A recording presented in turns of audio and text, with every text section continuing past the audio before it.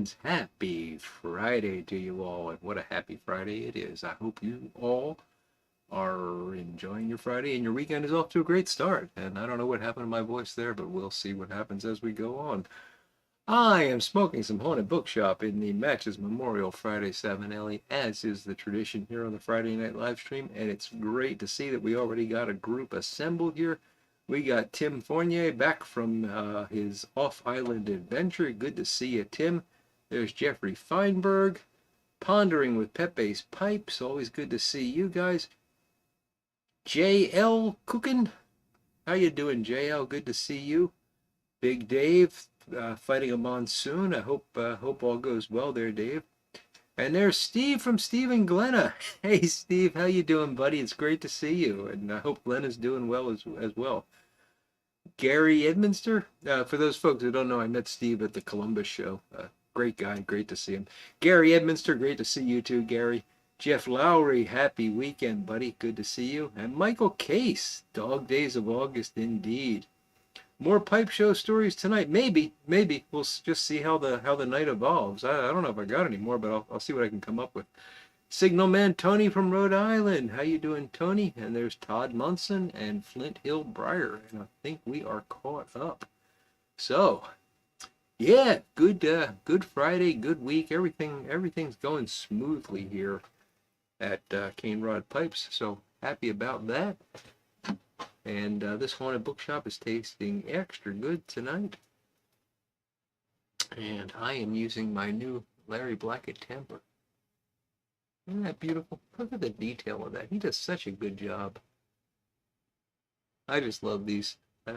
I told him, I said, I don't need another tamper, but I'm buying another tamper. So if you're interested in tampers, go check out Buttons for Your Britches on Instagram. And Larry's a great guy.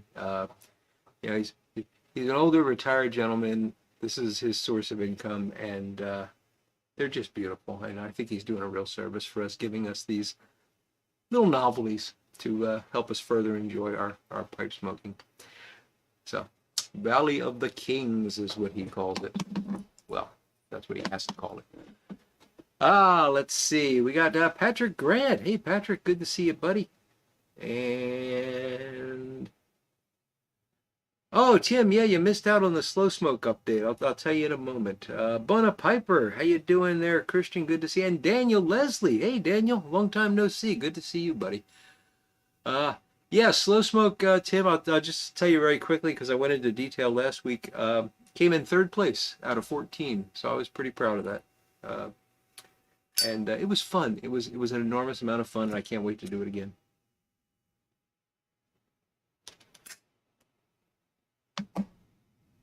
Rich B1, how are you tonight? Good to see you. Yeah, in terms of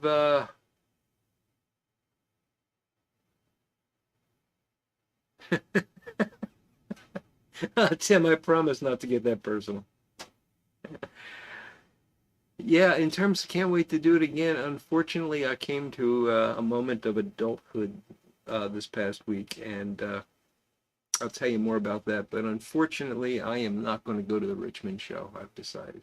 Piper on the 45. Hello, my friend.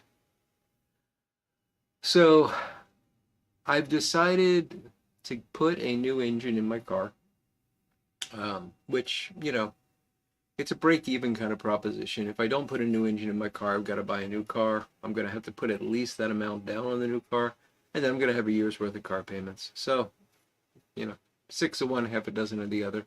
I don't feel ready to buy a new car. I don't know what I want, so I'll put the new engine in. It's got an 18-month warranty. I'll drive it for a year, and I'll look at cars, and I'll pick out what my next car is going to be. So that's my plan. But because of that unexpected expense, I've decided that I just really can't justify going to Richmond as much as I want to, and I really do. I was really excited about it. I just don't think I can do it. So sadly, I'm going to have to pass on that one. JL Cookin, hello. Say hello to JL Cookin. I think this is his first time on a live stream. At least I don't remember your name. So let's welcome him, guys. And there's Doug Owen. How you doing, Doug? And David Bookshop. having some haunted bookshop in his Rossi 8824.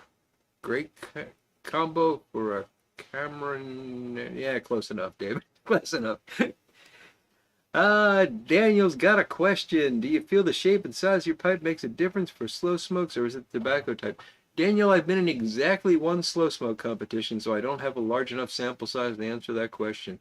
I would guess that since everybody's got the same pipe, the tobacco type is the same. I mean, it's really comes down to your cadence and your ability to sort of slow down.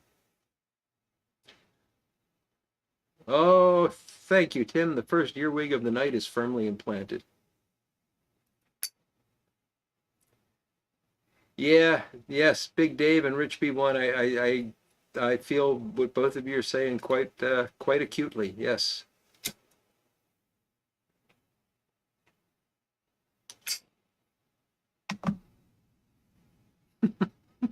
Jaguars come with a mechanic in the back seat, Doug. They might as well, huh?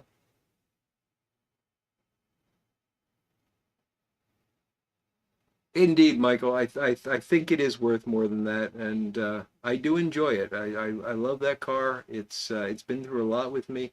I mean, there will come a point where the frame is rusted out or something, and but as long as it's in good shape otherwise, and they've checked it over pretty thoroughly.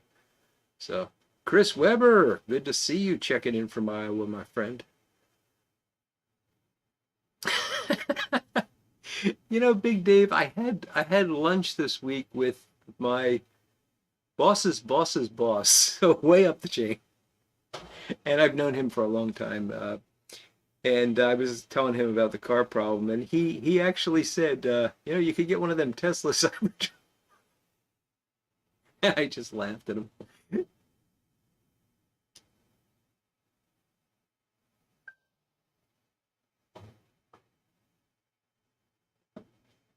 Yeah, not didn't work out too well for James Dean Flinthill. No, Tim, unfortunately, they did not use Cube Cut Burley. They used the tobacco that was last year's tobacco, show tobacco, which was a Balkan mixture. And oh my goodness. Uh, did I miss a science joke, Bonapiper, or are you going to tell me a science joke? I love science jokes. Couch, I don't know yet. They said it's going to take a couple days to get the engine in. And I was still waiting to hear back from the mechanic because I wanted to check the clutch. I wanted to check. I wanted to put a new timing belt on. It doesn't make sense to put an engine in and put the old timing belt on. So, um, and that's going to add cost. But they are strange, Chris. They are very strange. Daniel, I don't know. It would be 2 to 3 nights in a hotel. I've got to kennel my dogs. These costs add up pretty quickly. And then, just the cost of food. And I'm not going to buy something at the show. So it just wasn't right. It's not that I couldn't afford it. It just wasn't the right thing to do. Okay, here we got a science joke here, guys. And I love science jokes. So let's see. From Bona Piper. Two Adams are walking down the street. One notices that the other one looks sad, so he asks him, "What's wrong? You don't look so good." "Yeah, I think I lost an electron," the first one replies. "Are you sure?" the second one asks. And he replies, "Yes, I'm positive." Oh my goodness. Thank you, Christian. And I do have a pipe show story to tell you about a goofy science joke. Lymphoma, good to see you, buddy. Cybertrucks are just wonky. And I'm a fan of Elon Musk. I think, so let me say this. I think that Elon Musk I don't think he's as smart as people portray him, but he is wonderful at saying, this is an area we need to develop, and this is an area we need to develop. And now that we've developed them, we can put them together. He's done a fantastic job of that. And I really like what he's done. I don't like electric vehicles. I would not own one. But whoever designed that Cybertruck, they got something went wrong there. It's just bizarre looking. Tim, it did help me slow down. Absolutely. It tasted awful. Patrick Grant, some low country natural Virginian burley. Very nice. Is it back in stock, Patrick?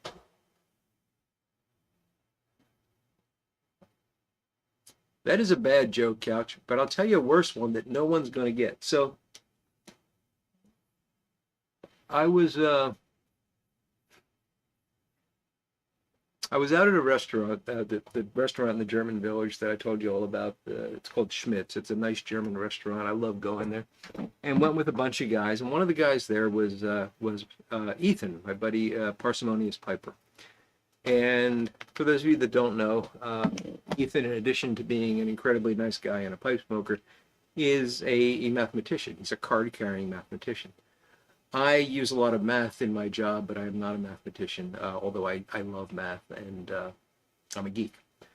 So anyway, I'm talking to Ethan, and I'm in this context of we're all pipe smokers. We're at a restaurant. We're at a pipe show. It's pipe. I'm not really thinking much beyond that. And as we're talking, there's a bench behind where Ethan's standing, where people sit waiting for their table. We're in the restaurant lobby waiting for a table. And we're not going to sit on a bench because older people need it and stuff. So because I'm a young guy, I don't need to sit on a bench. Anyways, we're chatting. This guy comes in and he sits on the bench. And the first thing I notice is he's wearing a pink T-shirt, very bright. So it draws my attention. And on the shirt is the following. There is the symbol for pi, the pi, the Greek letter pi. And there is an I, a lowercase I. And they have word balloons coming out of them. And I think maybe two of you are going to get this joke. And pi is saying to I, get real. And I is responding, get rational. So I see this and I go, oh my God, that is funny. That is one of the funniest nerdy math jokes I've ever seen. And I'm the only one who gets it. I feel like I should walk up to that guy and say, I get your shirt. But, I'm with all these pipe smoking. And then I look up and I see Ethan there and I go, oh my goodness. I can share this moment with someone. This is very rare for me. For the first time in my life, I've got another math guy. So I say, take a look over there, and he laughed. So we had a laugh over that. Very geeky, but he's got mental problem diagnosis, Tim. I don't know who we're talking about. Those jokes are electrifying, Doug. Very good. Who has mental problems, Tim? Are we talking about Elon Musk? Let's not do that. Let's not do that. Elon has Asperger's. A lot of people have Asperger's. Michael Case has Asperger's. Oh, he's asparagus. I'm sorry, Michael. Texas Piper. Hey, Eddie. Good to see you, buddy. Glad you could pop in.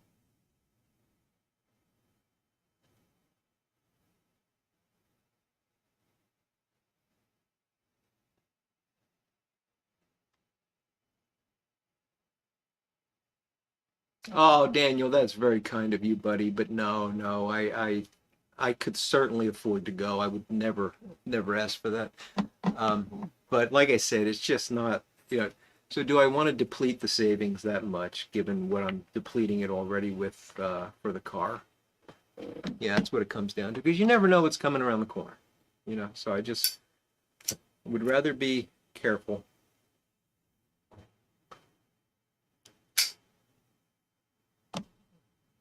All right, buddy. Couch.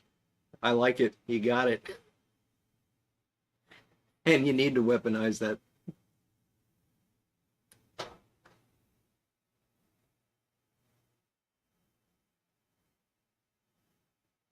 Yeah, pi aren't squared, are they, Gary? Eric, the blue-collar pipe smoker. Happy Friday, buddy. Eric, are you going to the Richmond Pipe Show? If you go, I'll go.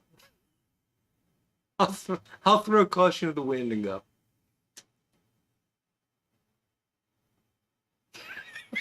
Big Dave.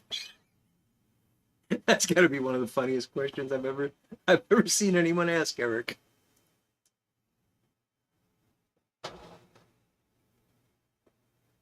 Flint Hill Briar has a Tyrolean hat complete with an Alp goat hair brush tuft thing. Wow. You wear it when you go to German restaurants? Oh my goodness. Probably the only place where your wife would allow you to wear it. Okay, Christian, you hit a home run with the first one, but that one's a little sad.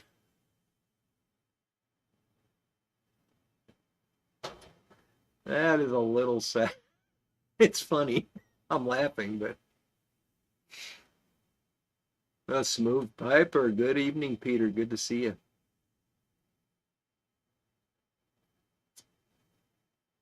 He is Big Dave. I know. I know. I laughed because I got that part of the joke. Yes. Or maybe you didn't mean it as a joke. Maybe you were just curious. My apologies if you didn't mean it as a joke. Oh, Peter, you're right there with me with Haunted Bookshop and your Friday Savinelli, huh? I know, Eric. I know. I'm sorry. I didn't mean to probe around that. I was just teasing you. I uh, hope things get better soon, and you know, keep you guys in prayer for sure.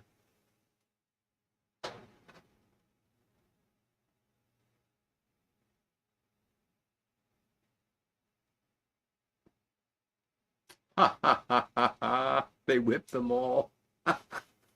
Oh, Michael.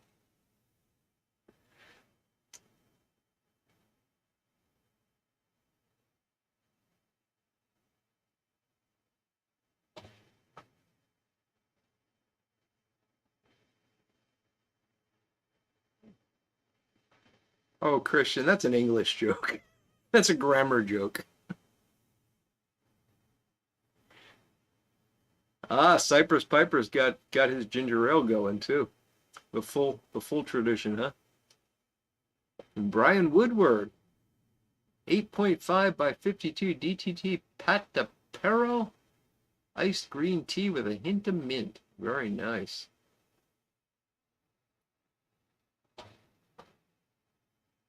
Oh, fantastic, Eric. Fantastic. A lot of folks in that position, and well, not in that position, but in that, what's the word I'm looking for? In that boat. There we go.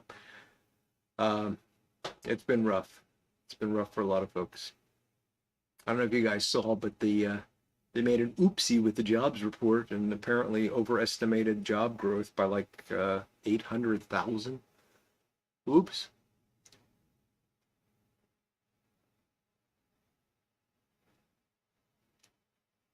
Oh, Tim, you don't see sharp, you'll be flat. Yes, yes.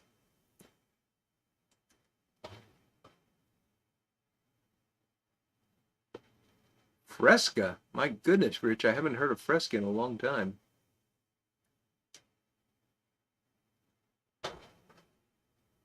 Pipe Appeal. Hello, sir. Good to see you. So I should get a drink going. And speaking of job reports, I got to tell you my Dunkin Donuts story. Don't let me forget that. So tonight's beverage of choice. This is something new. I finished up the orange creamsicle milkshake beers to much rejoicing.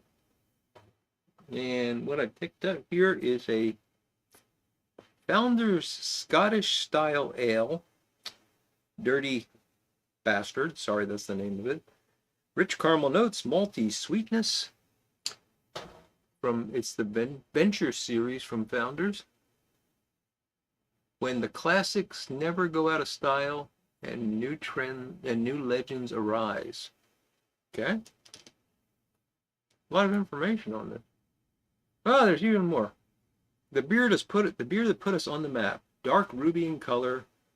Dirty Bastard is complex in finish with rich notes of caramel and dried fruits. A malty sweetness paired with a right hook of hop power gives this Scotch style ale all the attitude that its namesake implies. How about that?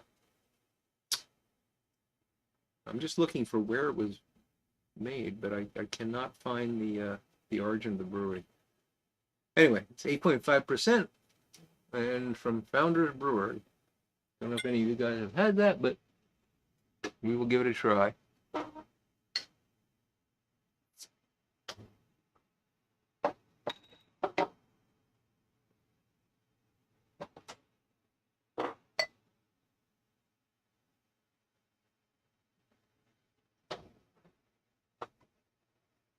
Sorry, I know you cannot see me decanting, but I am decanting.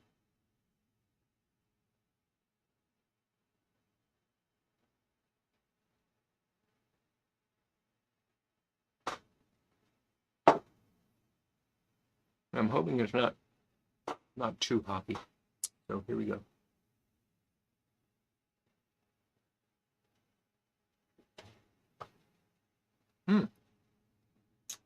Malty. Nice. Piper said. Haunted bookshop in his 673 Roma Lucite with some ginger ale. Got a theme going here. Did I miss? Let's see.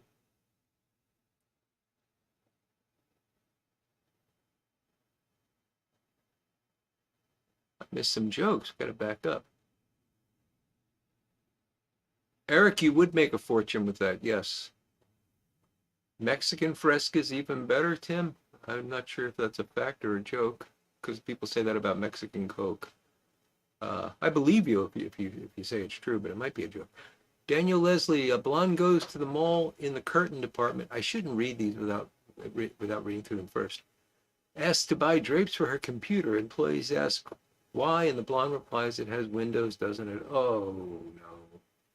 Ron Hardcrackers, still getting over pneumonia. Oh my goodness, I'm glad you're feeling better. Still having coughing fits. Yeah, it's going to take a while. Dry Fly Fisher 11 with an old outdoors joke. I can row a boat. Canoe? Oh my goodness. Yeah, sure, Gary. That's probably the case, right?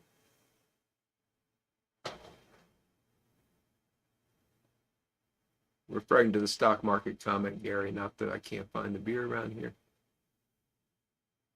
Doug,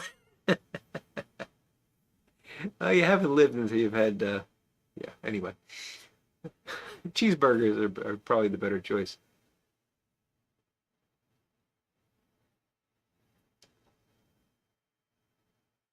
Oh, it's a Michigan brewery. Thank you, Dry Fly Fisher.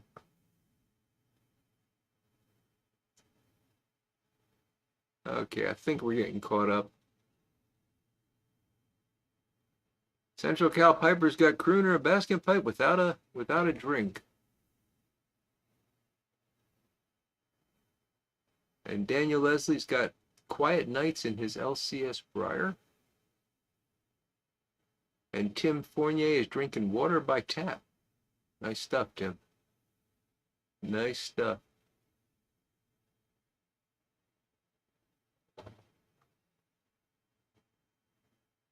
I think I'm caught up now. So what else was? Oh, I wanted to tell you about Dunkin Donuts because this ties into the job reports thing and the people needing jobs and whatnot. I went into Dunkin Donuts. I used to my daily routine, and this is going back many years, was on my way to work. I'd stop at Dunkin Donuts and I'd get a large coffee and I'd get a bagel, and that was my breakfast. I did that every day for years and years. And one day they got me mad because they stopped selling salmon cream cheese. And when I asked them why they stopped, they told me it was because people had allergies to shellfish.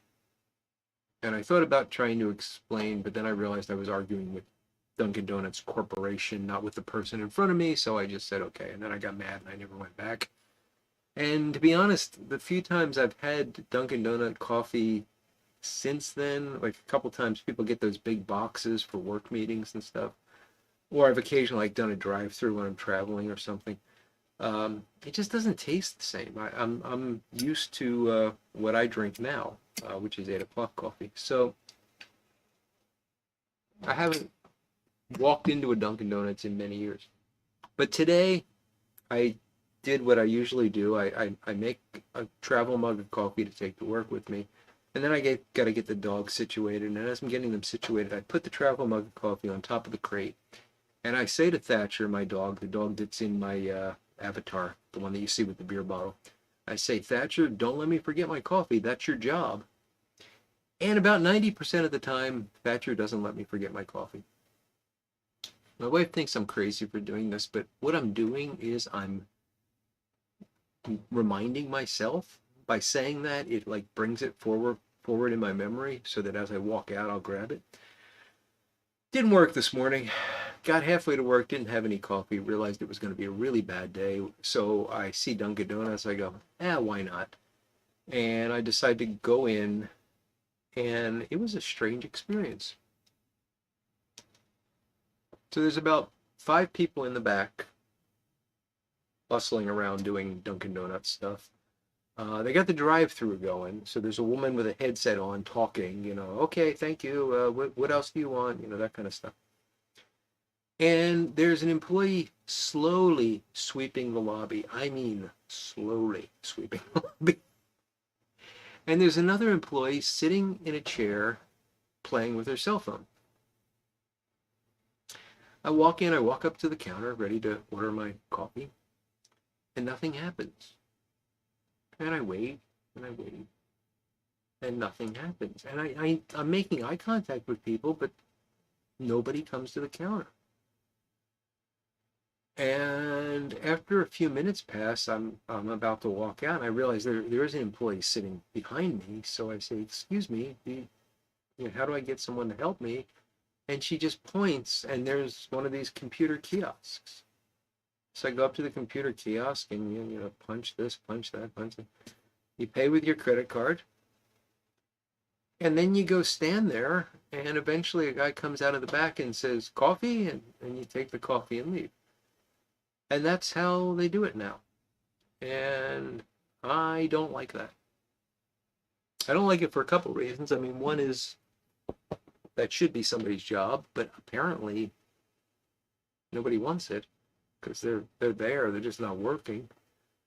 Two is I miss, I'm not a very outgoing person, and I don't often have social interaction with people, so that's actually a big deal for me. When I go into the store and order something, it's like this little micro social event for me, and I don't get that anymore. So Doug Owen got drunk in about 19. So you like that burnt hippie coffee, huh? Steve's got Ashton Artisan Blend in his Carl Eric. Very nice, Steve. Pipe Appeal. Maxwell House is good.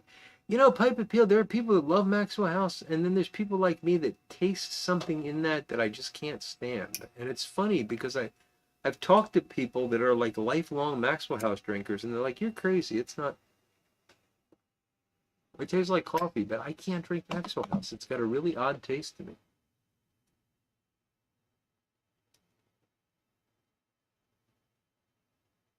It might be the lack of salmon cream cheese, Piper said. It could be.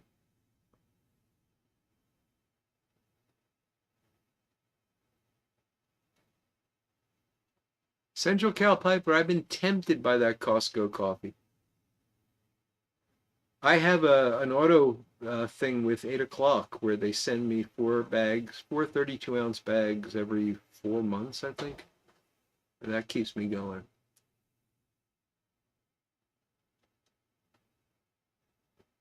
Yeah, Tim, that hasn't really been my experience. I mean, I know it probably hasn't been going great, but Dunkin' Donuts was always bustling when I'd go in there. And, I'm only talking about 5 years ago, not decades. 4 or 5 years ago, before COVID. And, there'd be a line of people. There'd be the woman was there behind the counter. She knew who I was, so she'd like have things rung up before I even asked for them. It was a nice experience. I got to chat with her a little bit. You'd see the same people. This was just depressing. There must be the lot of Kia and Maxwell House tamper, Jim. You got it. Yeah. Oh, Central Cal Piper's roasting his own. My goodness, that's a commitment. J.L. Calkin, I will try. I gotta scroll back. Oh my goodness. Ah, here we go. We have in Belarus kvass drink. I don't know how to translate to English. This is like beer, but with no alcohol and much tastier. That's interesting. Anybody familiar with KVAS? Kvass? Kvass? And Belarus. It's nice of you to join us from Belarus. I'm sure that the time difference is quite an issue for you there, JL Colton. Must be middle of the night for you, no? I know it's to save money on the overhead, Tim. I know, and it's not a good thing. Not a good thing.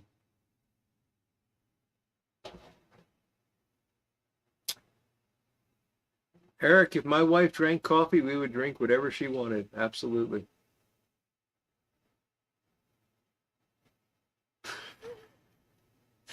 Couch, I do eat the occasional sardine. I use a lot of anchovies when I cook, but occasionally I have a sardine and they're okay. I have them for lunch sometimes.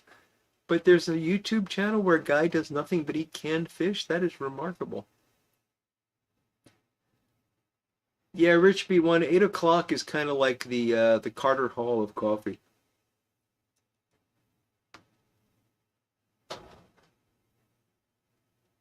Oh, Bona Piper. I remember in the 70s when the Dunkin' Donuts were open in my neighborhood, and you'd go into them at like 3 o'clock in the morning.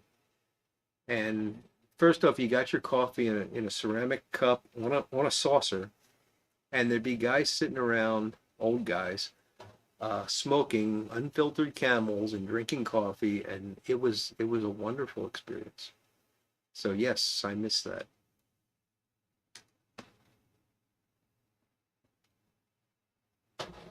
2 a.m. in Belarus. So our buddy JL Cookin is up very late. Well, thank you for losing sleep for us. It's great to have you, buddy. Customer service sucks now. Indeed, Tim. Indeed. And that's true across the board. I don't think there is customer service anymore. Dunkin' closed all the locations in the Pacific Northwest. I can make up some reasons, Michael, but I won't.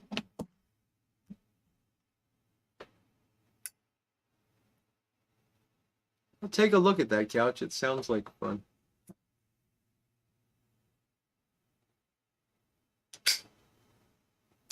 Excellent, excellent point, Tim. It's not just the customer service. Sometimes it's the customers as well. You're right about that. Time to make the donut. Yes, Chris, I say that sometimes too. It's one of those things that just sort of gets stuck in your mind and just pops up when you least expect it. Usually early in the morning when I have to go to work.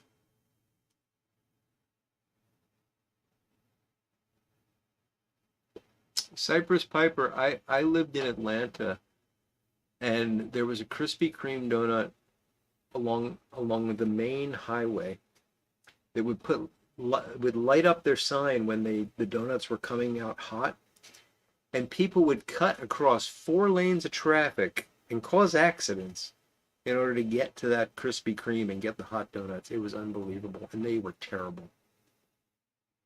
Yes, anchovies are very good in Italian cuisine. Uh, One of my favorite Italian dishes is pasta puttanesca, which uses anchovies. And if anybody speaks Italian, please don't translate that.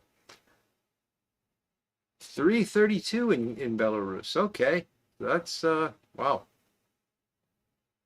Do you work night shift or something, Joe Culkin, or are you just a night owl, just up late?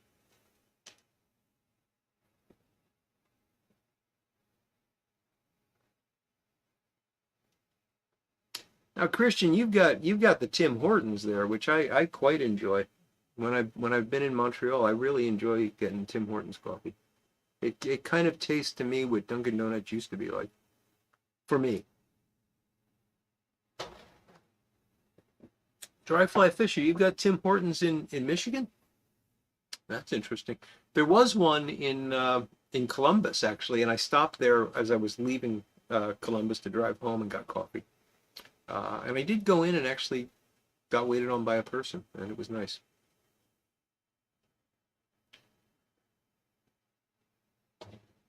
Shipley's Donuts, not familiar with them, Cypress Piper.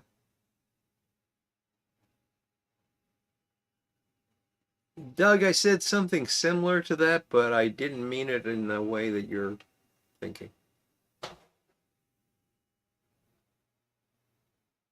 You're right on the front lines there, Tim.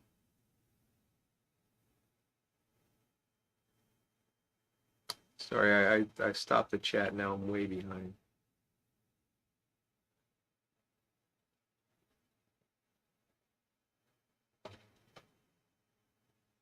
The Northwest has 7 creep cheese. Maybe. Oh, I got to put the Nesca lover of Flint Hill Briar. Yes.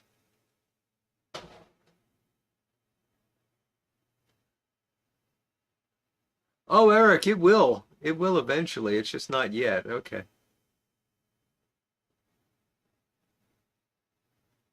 Yeah, they give them a way to get you hooked, Michael. Flint Hill, I asked you not to translate that. Alamo Piper, how are doing today? I'm fine if that's what you're asking, Alamo. How are you doing today? I think I'm caught up now.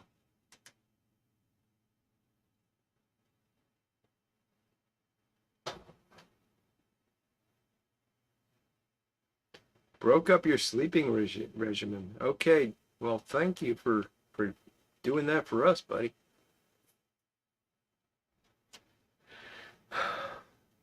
Bona Piper, Couch is a big fan of Clan. Uh, it's an experience. I've got a video on it somewhere. Yornik, hi there, buddy. Good to see you. Been a while, I think.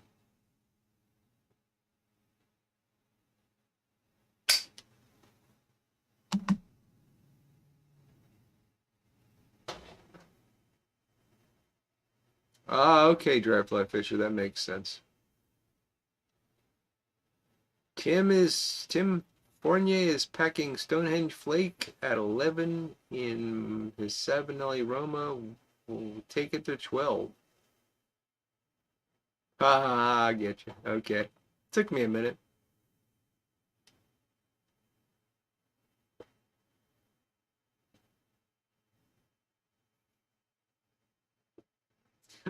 Chris Webber, you're on a quest. Am I caught up on the beer? No, not even close, Patrick. I keep forgetting that I even have it.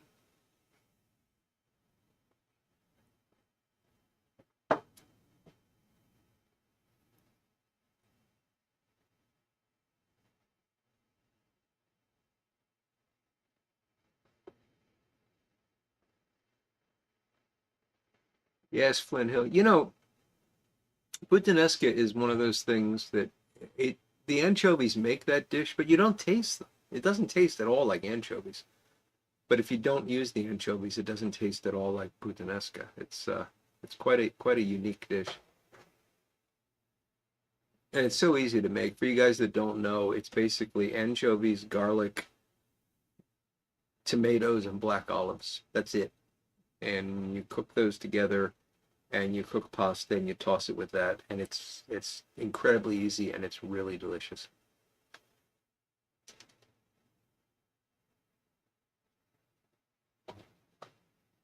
If the best part of waking up was Folgers in my cup, I'd have to reconsider my life choices, Piper said. Yes, the good old A&P grocery chain, and they would have those big red coffee grinders that you'd pour the bag of beans in the top and then put it underneath the spout, and you could get it ground to your specifications. Those were the days.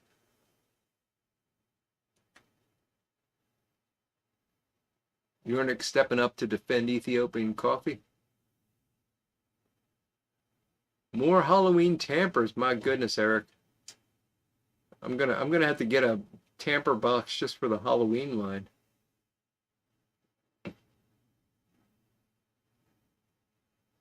The feed keeps cutting out. Sorry about that, Alamo Piper. Anyone else having trouble? I'm not seeing any indications that there's issues here.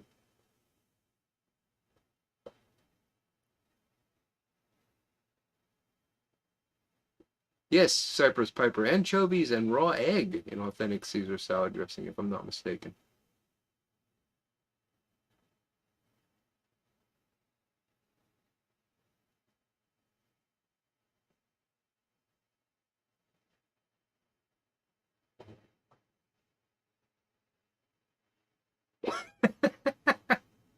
Okay, Yornik fixed the quote about the best part of waking up.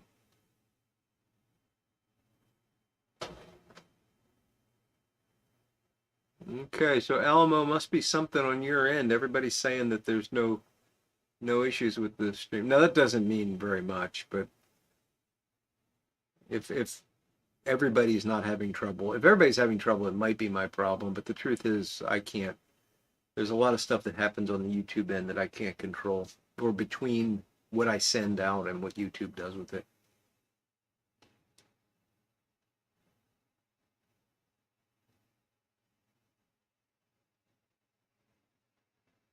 Oh, Eric.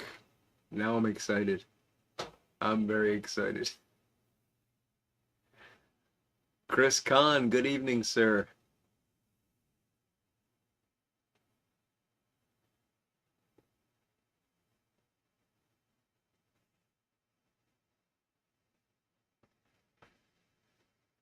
Interesting question, Doug. I have no idea who Tim Horton was.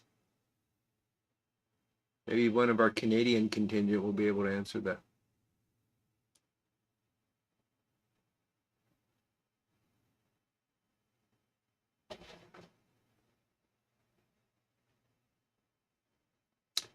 Tim had another version of the best part of waking up. Eggs and beans is a good meal to have before drinking. Oh my. Poem, congratulations on renewing the ham license. What level are you, buddy?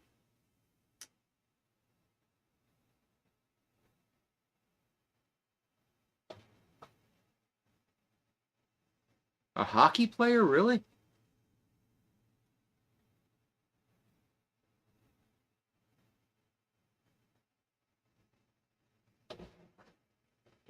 Okay, Poem. That's where I'm at right now. I've got the technician class, and I'm thinking about going for the next one up.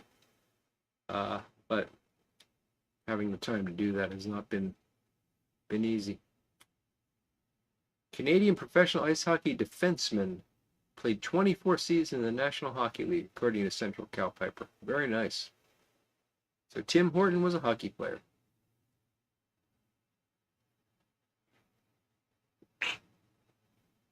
So I'm buying Flint Hill a dozen donuts. Do they have to be Tim Horton donuts?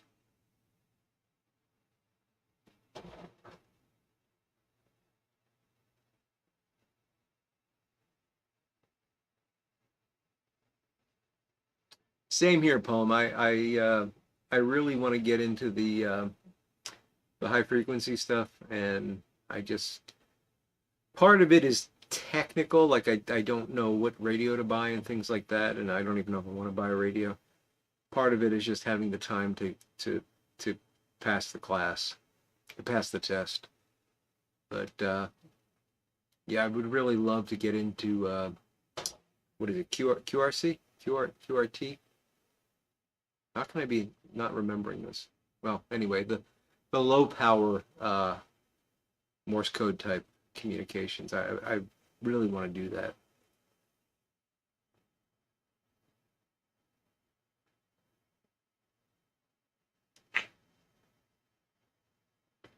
Keep taking till you pass, but you can't take it on the same day. You got to pay each time. I mean, at least when I took my class, it was monitored. I mean, you had to go to the place and take it, and there was somebody watching you, and you got one shot at it, and then it got graded. And if you wanted to do it again, you had to wait till the next time they administered the test.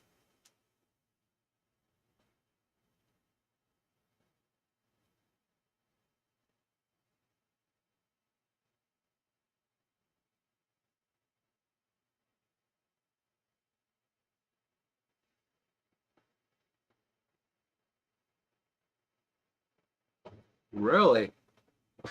I mean, I knew that they dropped the CW requirement, but I didn't know that they went to an online 10 question type test. Jeez.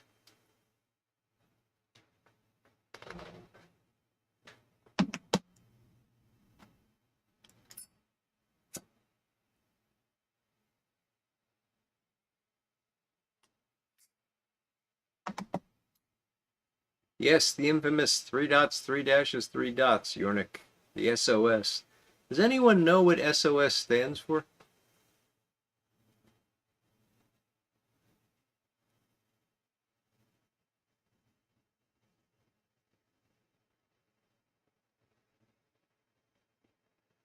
JL Coogan is a big fan of the milkshakes.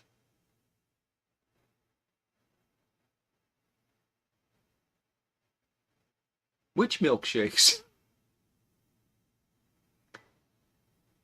You know, I grew up thinking it was Save Our Ship. It's actually, well, I think the answer is nobody really knows, but it's not Save Our Ship. It's some French thing. Save Our Souls would be nice, Patrick, but it's not that either.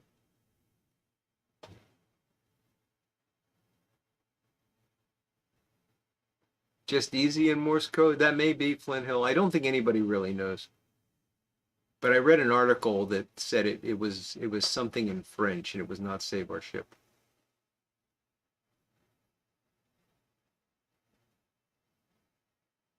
Three of anything is a universal sign of please help me? Huh. Save our seven Nellies. Sinking out at sea. Save our money.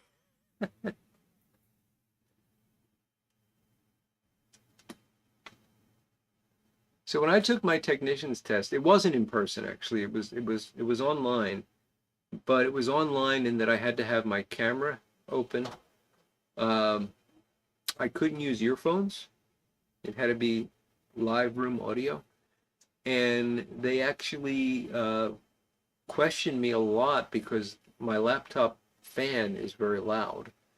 And they kept asking me questions about it and, tried to get me to make it stop and all that because they were concerned there was something else going on. So they were very, very concerned about people cheating. Now, this was for the technician's class test. Maybe they dropped the requirements a bit after that. So Patrick says Google says SOS doesn't mean anything.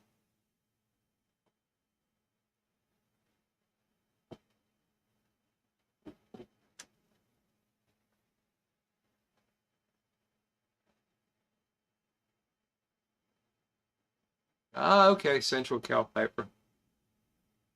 It was chosen as being easily transmitted and recognizable.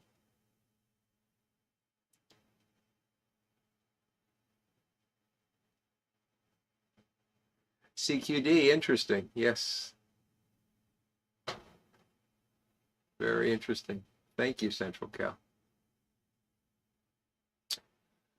It could be cream chip beef pondering. I like cream chip beef. I'm an odd man.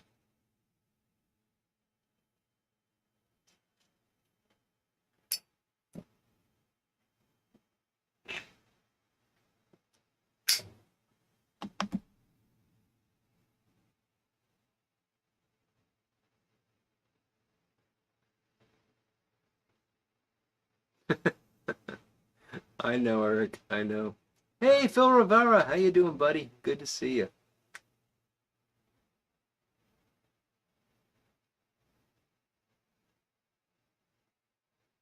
Oh, the Jetsons. Yes, Rich B1.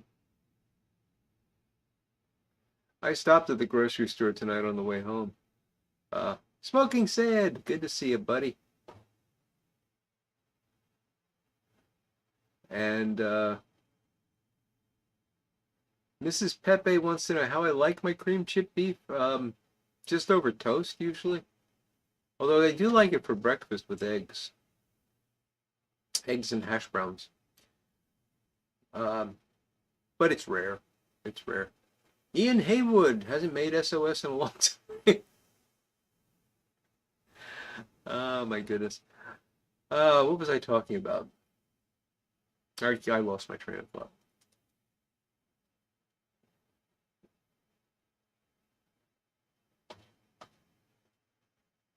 Now Pepe wants some scrapple. Yeah.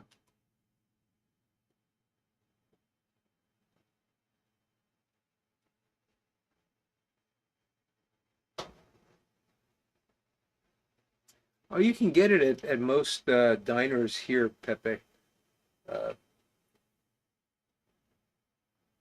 Chip beef is, yeah, it's the same thing, Bill. It's just a slang way of referring to it that came from the military's love of eating cream chip beef.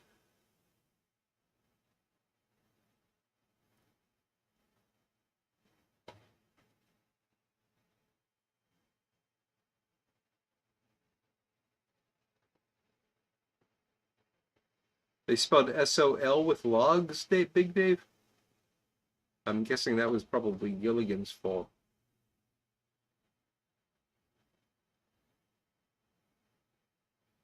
I think they still sell it that way, Central Cal Piper, um, in the boil-in bags.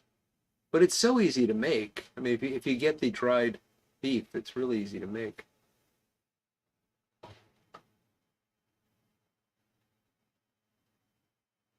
So obviously sinking. Good one, Unique.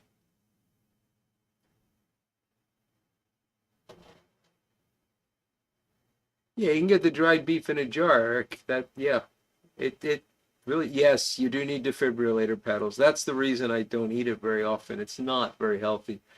And I like scrapple. So my ideal breakfast, and this is going to sound really awful, but I'd get eggs and hash browns with cream chip beef on the hash browns and a side of scrapple. And that's pretty much like asking for a cardiac event to occur, so I never eat that. But chicken fried steak, SOS, and sausages, yeah, Phil, that would do it.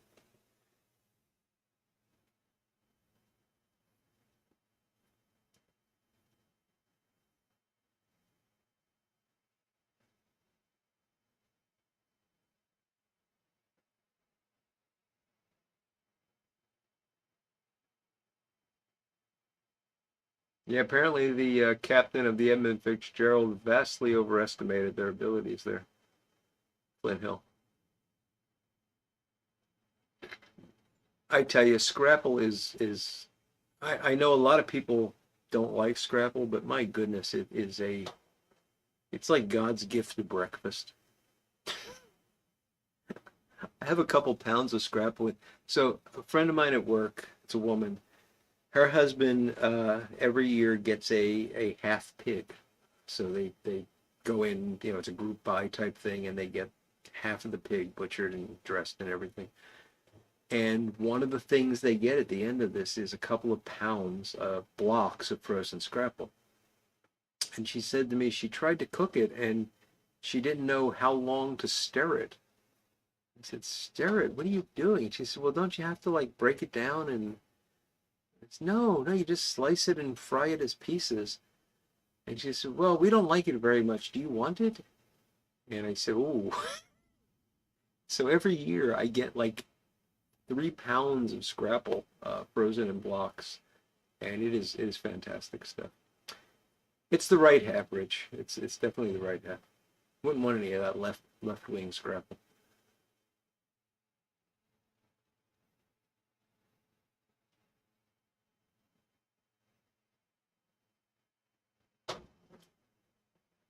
So with Worcestershire sauce, huh, Phil? The way scrapple is traditionally served here is, and we have something called the apple butter frolic every year in October, and I love going to this because one of the things you can get for like $1.50 is a paper plate with a piece of toast on it. Although I think they just use bread at the festival. I don't think they toast it. And then you get now they're making the scrapple fresh, so you get like a scoop of scrapple before it's like congealed into a brick. So there's a scoop of scrapple that goes on top of it, and then they put a dipper of apple butter on it, and then you top it off with as much as you want fresh horseradish.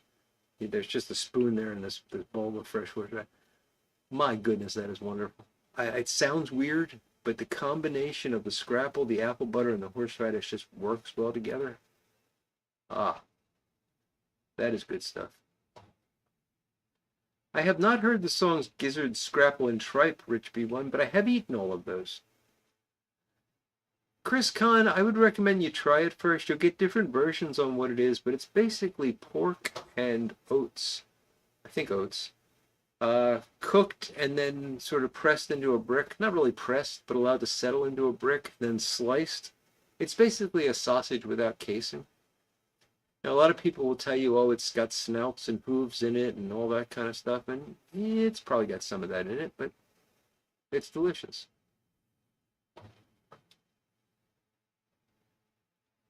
I don't know what panhas is, dry fly fisher, so I can't answer that.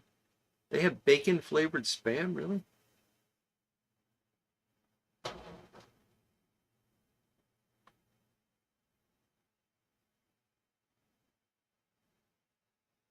The sauce is called wushta, according to you, Mike. Michael, you just haven't lived right if you have if you don't like that.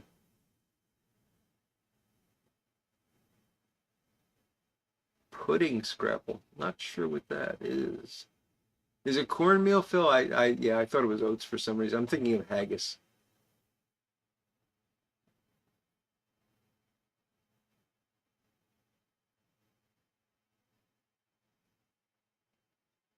If you've had haggis, Chris, scrapple is a walk in the park. Big Dave, I don't think it really is made from snoots, ears, and tails, although why not? They're meat.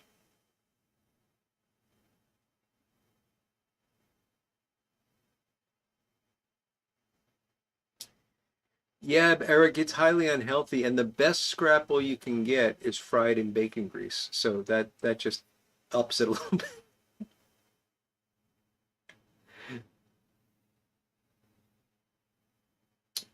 So I have finished up the haunted bookshop here, and I can't smoke the tobacco of the month, guys, because I have about 2 bowls of it left. I've been smoking it pretty frequently, trying to figure it out, and I have to admit that it's grown on me a little bit, a little bit.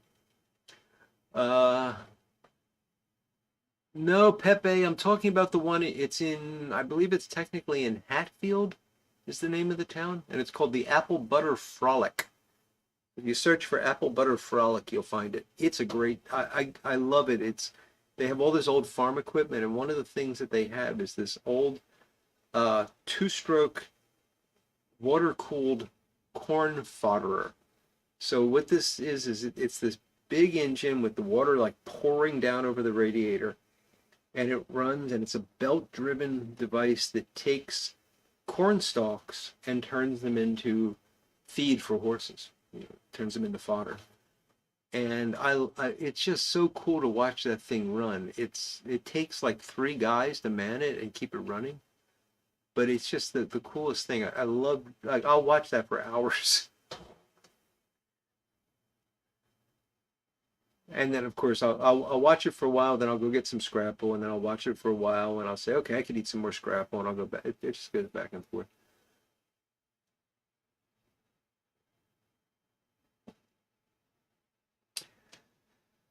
So, yes, the tobacco of the month the last one that we chose was the Stokeby um, little coins. I cannot remember the name of it, but it's mostly burley and Turkish, and it took a while for me to get that. So this Sunday I'll do a video on it. That's why I'm saving the 2 bowls. And it's good enough that I'm going to put it in my tobacco of the year for this year. So I'll put it in the jar, the last bowl in that jar. No, Gary, Fodderer, Fodderer, I think.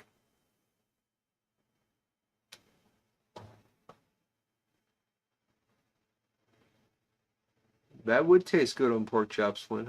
I think you're right. Oh yes, Oscar Mayer liverwurst. Man, that's something I miss.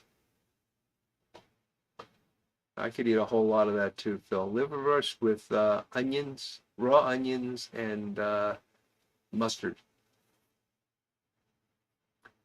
WKR Piper in Cincinnati. How you doing, Odie? Goetta is far superior to Scrapple. I don't know what Goetta is, but if you say so, Odie, why not? Uh, I am going to actually, because I just talked about my tobacco blend of the year, I'm going to have the 2023 blend, which I'm actually not getting through very effectively. So if I'm going to finish this by the end of the year, I got to hurry up. This is the one bowl of everything I liked in 2023 has gone into this, and it turns out to be a surprisingly Virginia forward blend.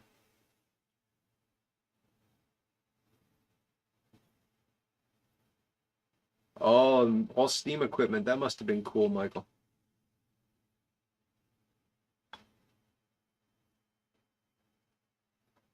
Yeah, this is a Mennonite area, Central Cal Piper.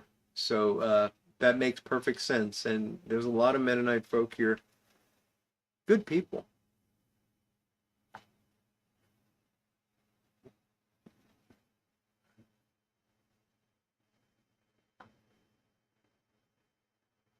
It's pronounced Geta. Okay. I don't know what that is, Odie, but I'll have to look it up.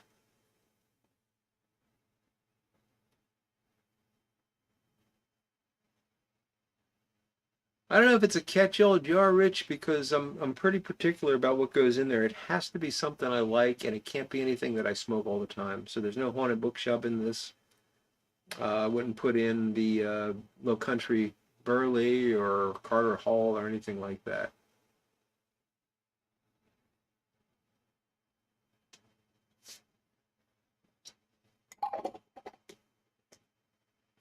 Captain Black Liverwurst. We're never going to run out of those ideas, Yernick. And by the way, this is in CaneRod Pipes number 3, I believe, which I'm regretting this wild stem because it kind of really makes the whole thing look very, well, you know, what heck.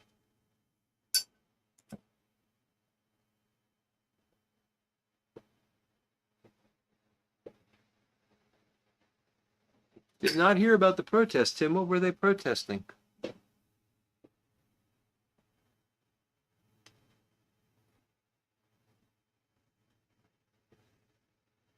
Briarworks, bacon old fashioned, now with liverwurst. Yeah.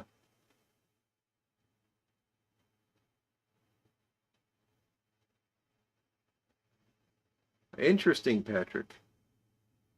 That I would try that.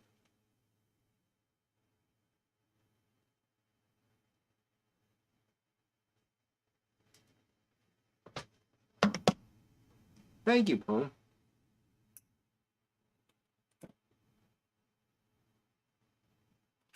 That sounds really good, WKR Piper.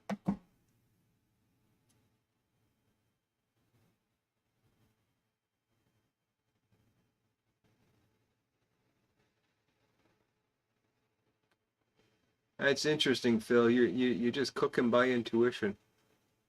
I said something about that today on Instagram. I haven't had any pipe pictures to post, so I've been posting pictures of what I'm eating, mostly because it entertains my wife and her family in Pittsburgh. They joke with her that I'm eating better when she's not here, which is not true, but uh, I eat more variety and probably more exotically than she would cook, but it's not better.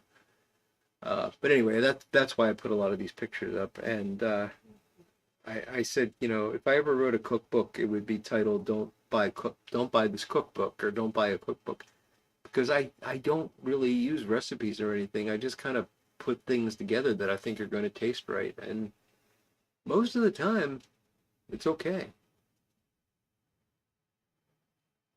So, but it's interesting that there's a genetic component there, Phil.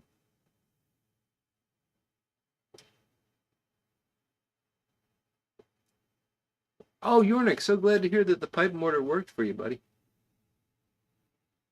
Oh, head cheese. Now that's something only the brave can really enjoy gelatinized head cheese, Phil. Good stuff, though. That used to be sold in the supermarket deli when I was a kid. I doubt very much you can get head cheese anymore.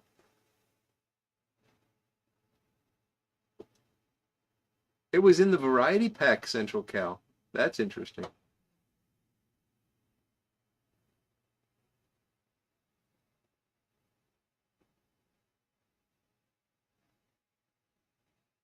I missed what the protesters were. Sorry, Tim.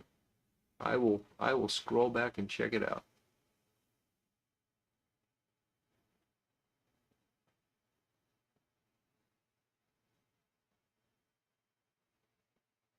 Hmm. No, I don't. Am I doing that thing where let me see something.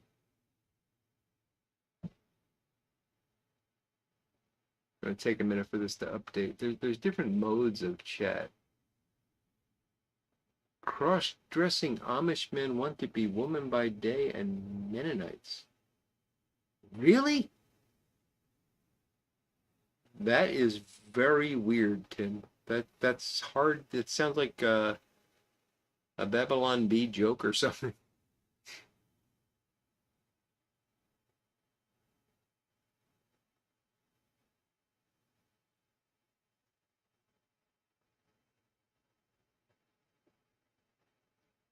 Doug, lutefisk is one of those things that I just find hard to believe that people actually really eat.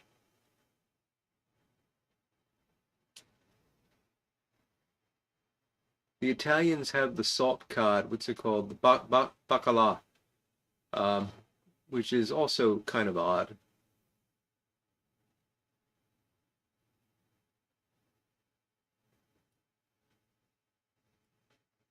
Oh, Michael, the garden is pretty far gone at this point. Sorry. Oh, it's a joke. Okay, thank you, Tim. Say it out loud again, Mike. Oh, Chris, I don't know what I said out loud. Was it Tim's thing? Did I miss the joke because I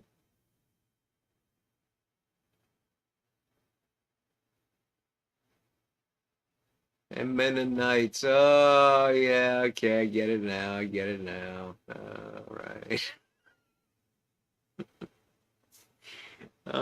Tim's a funny guy.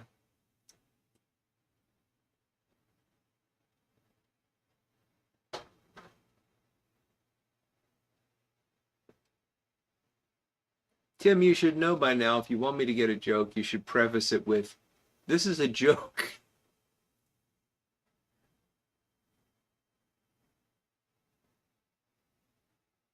Zuma Zuma Bacala. Yes. A another Louis Prima fan there, Rich B1.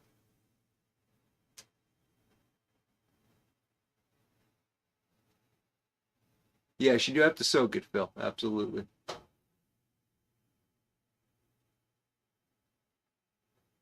Pepe, my wife bought an air fryer and then ran away. So she didn't run away. She'll be back. Uh, so it's just sitting there. I have no idea. I tried to make what did I try to make in it? Eggplant. I had this recipe for like eggplant parmesan made in the air fryer, the eggplant patties, and it just didn't work. I don't know. I don't understand it. Salted cod with cabbage? Really, Patrick? That's interesting.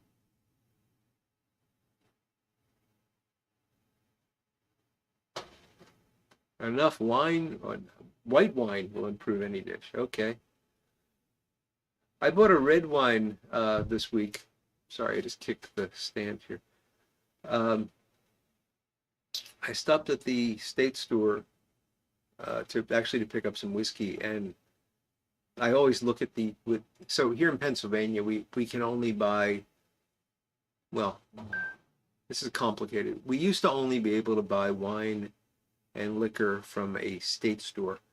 And what was available was only available because the state had said, yes, these are the things you can have in the store. Now we can buy wine in grocery stores, but I think it is still controlled by what's called the Liquor Control Board here in Pennsylvania. So I don't think we can just get anything, but we can now have stuff delivered into the state. So that's a lot better. Anyway, that's background because the state stores always have this section called the chairman's selection, which is the chairman of the Liquor Control Board has apparently selected stuff. It's crazy, but I like to look at it because they often have sales there. And there was a wine from Umbria, an Italian red wine, with the beautiful name of Rosso Bastardo. And if anybody was able to translate Puttanesca, they might be able to translate Rosso Bastardo. It made me laugh, and I bought a bottle, and it was actually quite good. And it was $9.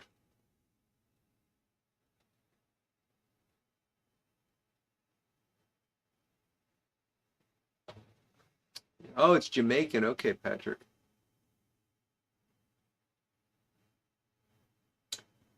Ah, you got some. Oh, okay. That leg of lamb looked really good, Phil. No, don't drink the gas station wine.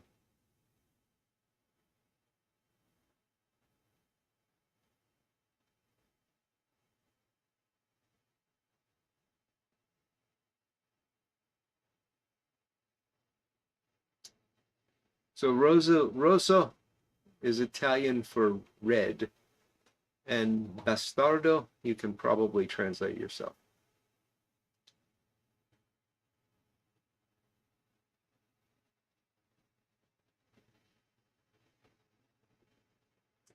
Now, the gas station sushi is always a bad idea, Rich. Always.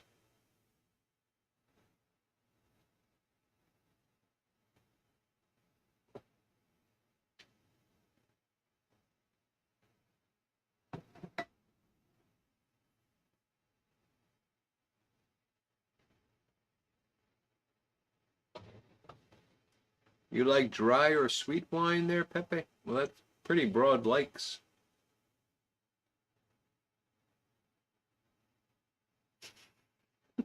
Paragon Piper, you showed up just in time. Yes, we're just swearing in Italian tonight.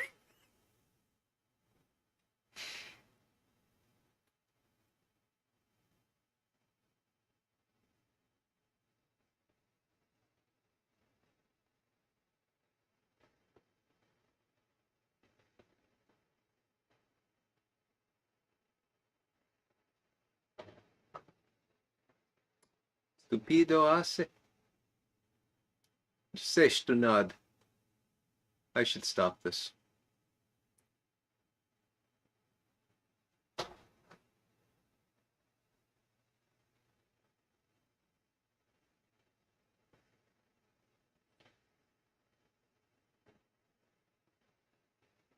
Steve, not sure what. Don't forget Mogan David MD.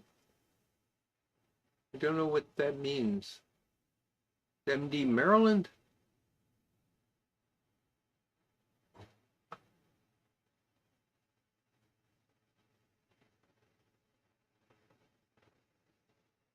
Aren't we all, Tim? Aren't we all just regular Joes with regular jobs? Truckee means really, Yornik? That's an interesting word.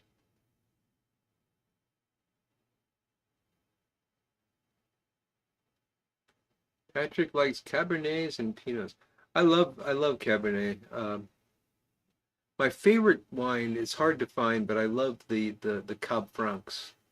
They're just I like that very tannic hit that you get with those. But the Cabernets are good as well. Oh, Mogan David is a kosher wine. Thank you, Patrick. It's a song lyric? Well, Tim, you know me and the song lyrics. Mad Dog 2020. Okay, Steve. Gotcha.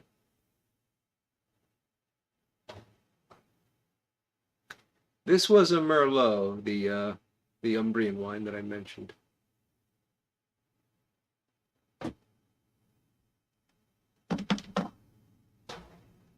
I believe that is the Richmond show, John Brett. And hello, John Brett. Good to see you.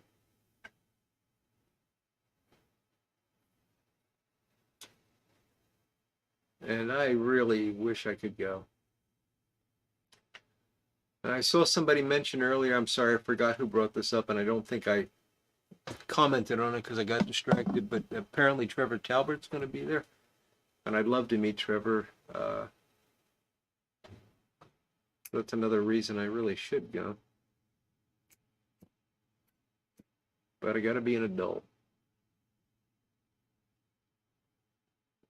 You sent it to me 2 weeks ago. Well, then, Tim, I watched it and I just don't remember it. I apologize, but I didn't know there would be a test.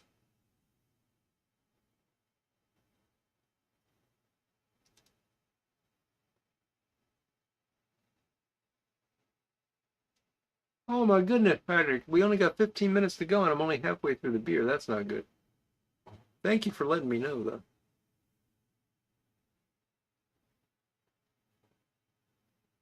Isabella wine from Moldova is awesome. I'll have to look for that.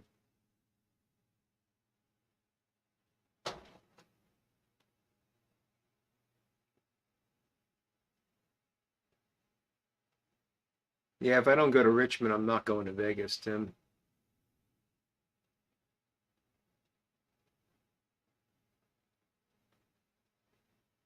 And by the way, guys, I am far from a wine snob. I know almost nothing about wine. I just know what I like. Um, so I hope I wasn't coming off as sounding too snobby there with my Cab Franc stuff. Um, I just like it. Uh, Mushroom leg, yes, you are late. How dare you come in this late? Of course you're not late. You're just in time, buddy. Says who, Mike? Phil, I don't remember what we're saying, so but I'm with you. Grappa and coffee. Oh my goodness, Michael. Grappa is one of those things that I love it, but man, if I kept grappa around, I'd be completely non-functional. Ah, okay, a dessert wine. Gotcha, Phil.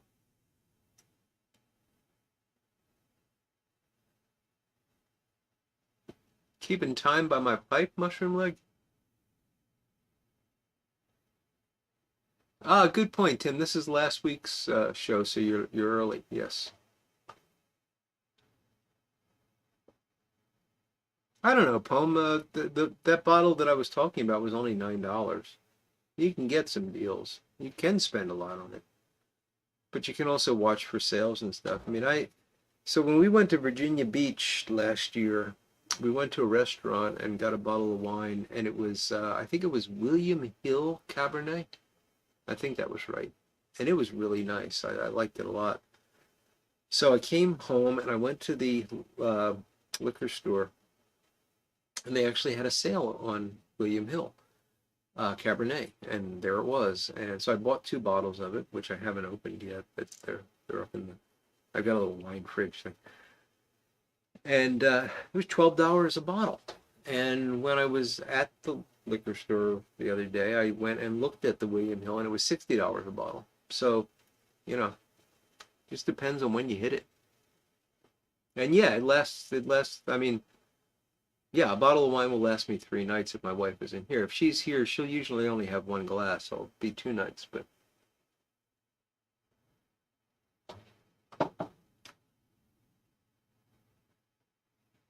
it's I think it's somewhat comparable to what you would pay for a beer.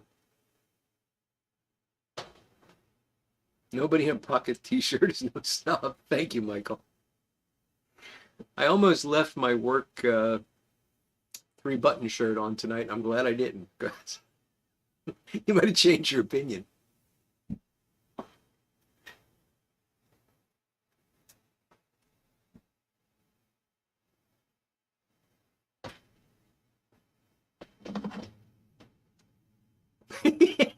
Oh, Phil, I would have loved to have seen that. I used to work for a guy. God bless him. He was an awful man. And he loved wine. He really loved wine. And we would go out to dinner on business account. Sometimes when we were traveling, but often it would just be, we need to talk about this thing. Let's do it over dinner tonight. And we'd go to this really high-end restaurant. And so he was my direct boss. And he would order wine, and he always got very expensive wine. And then he would have me submit the expense report for the meal because that meant that he approved it. So, it was a scam, but had a lot of good food and good wine. And I learned a lot from him about wine. He was definitely a wine snob. So he was one of he was one of these guys that would sniff the cork and send it back if he didn't like it, which I just can't believe you can do because you're ordering a $60-$80 bottle of wine. Of course, there's the restaurant markup on it, but still, you figure that's going to be $30-$50 out of the restaurant's pocket. And because you don't think the cork smells right?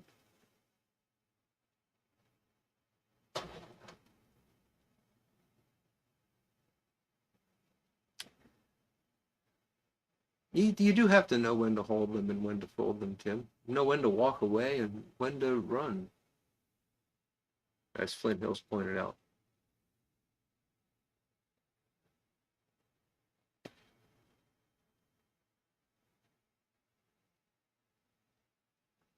Wow, mushroom leg, that you must have had some. You must have had a lot of pasta in that meal.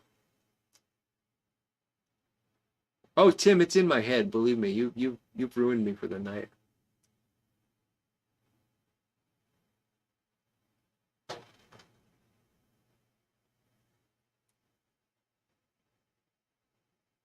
Although I immediately switched from the Gambler to the Coward of the County, which is probably my favorite Kenny Rogers song.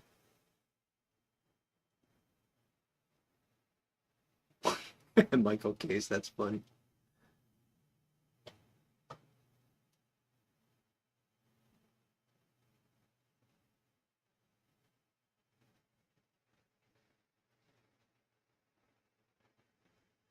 So Yornik is saying that the Georgian, I think we've talked about this before. Mukazani wine is great. Georgian Mukazani wine. Unfortunately, I can't find anything like that here, Yornik, but I'd love to give it a try, and I do like dry reds, so I will not make you cry.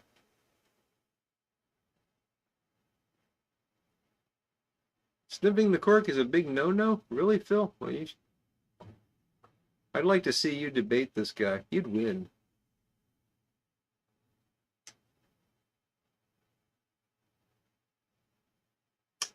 You know, Patrick, sake is good stuff. There's something about warm alcohol that really works. Yeah.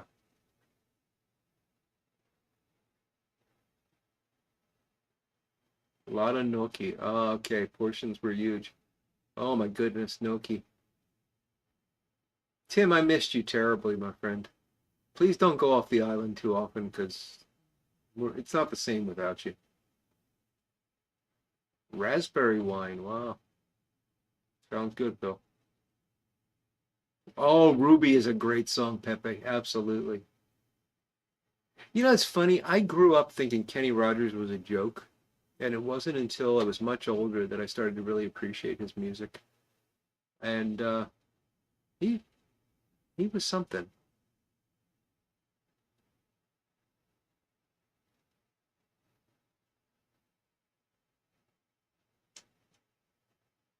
Cold sake's better than warm sake, really, Patrick? That's interesting.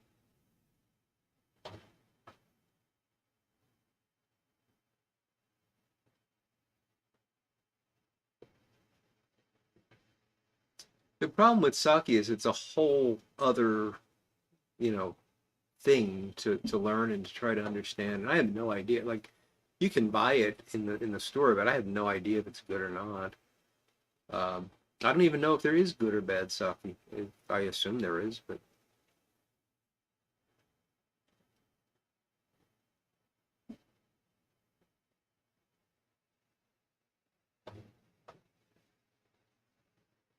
oh, Phil, you're giving me Lebowski flashbacks there, buddy. Boxcar Willie, yes. Old dogs, children, and watermelon wine. There you go. Never ate at a Kenny Rogers roaster, Big Dave, but glad to hear it was good. Really, they make sake in Oregon that it's exported to Japan. Isn't that interesting?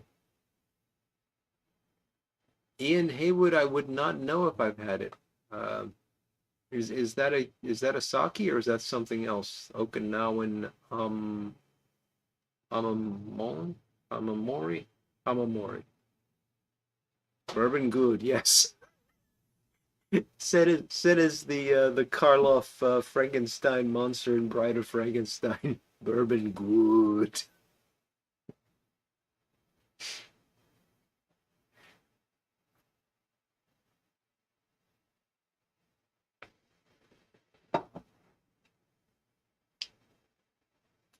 Well, Big Dave, country music sucks nowadays because it's not country music. It's just pop rock.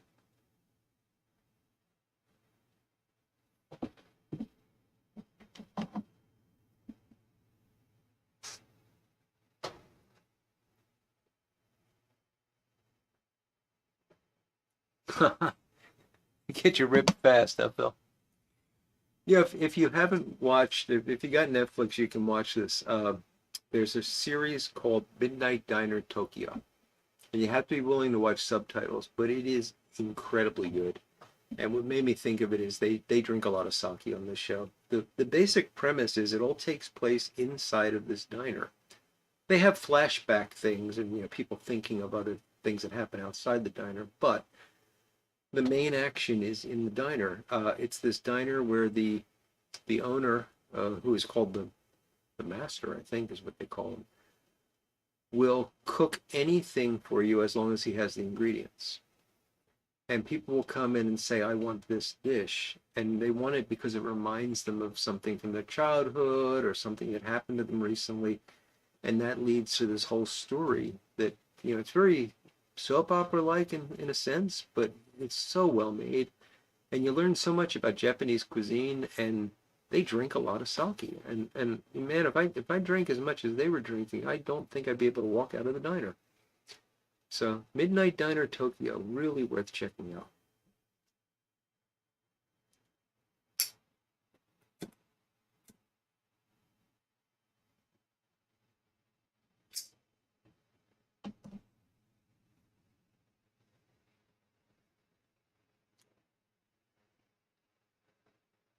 I like David Allan Coe sometimes, Big Dave. What is that song? You don't have to call me something like that. I like that song. Is that the one where his friend wrote the last verse because it didn't have anything about a truck or a train or your mom or getting out of prison?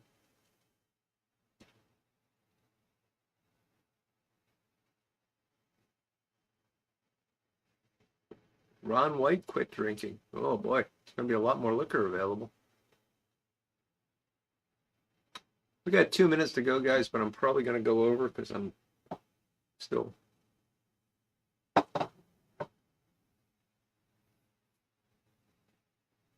Resident Alien is fantastic. It's funny.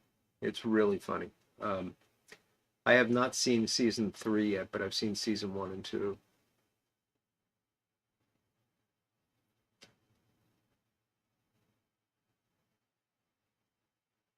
You don't have to call me darling. Is that what it was, Rich? That's a great song.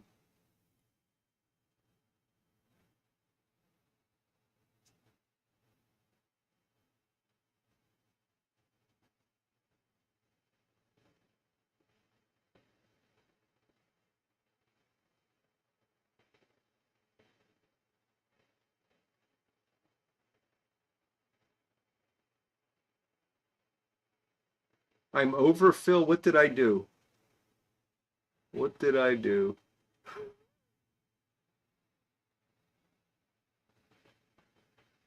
Oh, over time.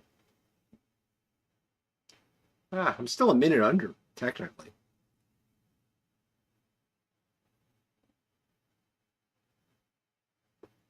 Uh-huh, indeed, Tim. And I don't know about you, but for me, it's a good thing that I don't have to do that to have a good time.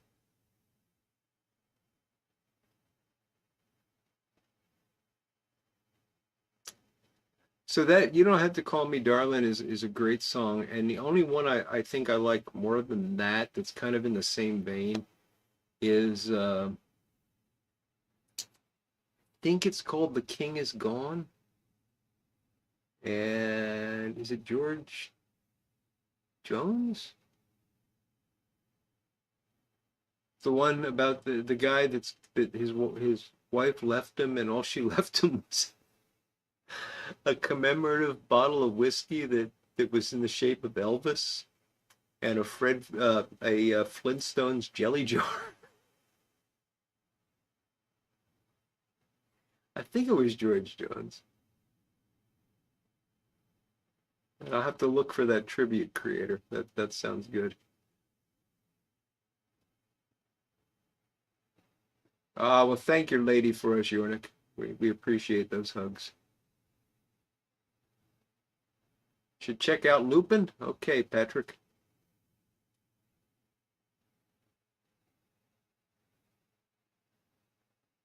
Oh, Tennessee, yes, dark-haired kid with Tennessee flat. That's a good one too. I think the song was called "The King Is Dead," but the main chorus was "Yabba dabba doo, the king is dead, and so are you." No, yab, that's not "The King is Dead." The king is gone. It was "Yabba dabba doo, the king is gone, and so are you." And the story was that he's in the house and everything's gone except for this commemorative bottle of whiskey that's in the shape of Elvis, and and a jelly jar, a Flintstones jelly jar. So he sings that I cracked the neck on Elvis to open the bottle and filled Fred up to his pelvis. Yabba dabba doo, the king is gone and so are you. Great song.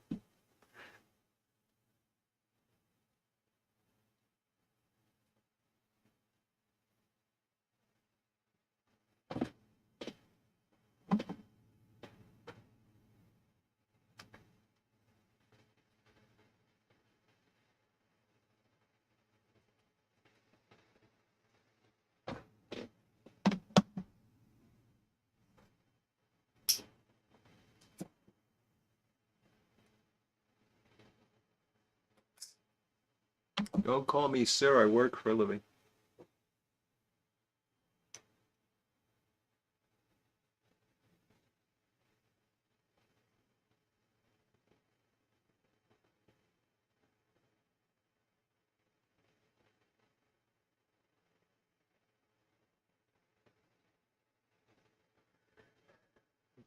Home, are you okay there? I don't think your Flintstone song is correct.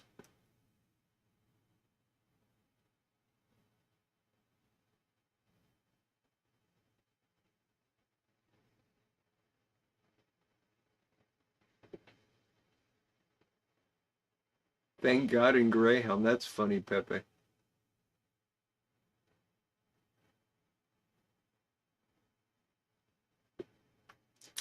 Ah, Johnny Cash. Boy named Sue. Good reference, Pepe.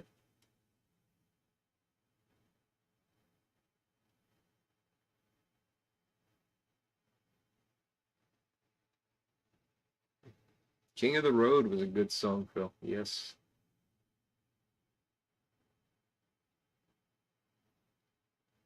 Home got a song from the Flintstone show. I. Yubba dubba die. I. Oh. I don't know that, Flintstones. I know he said yeah. She said yeah. That was a Flintstone song.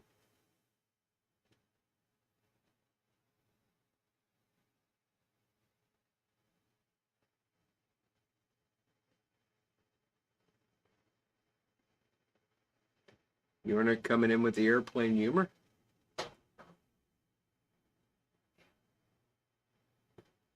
Home really wants to get this song out. When he stubbed his foot and a pop group made it a song. Okay. The song was about Wilma. I don't remember this. I'm sure it happened. I just don't remember.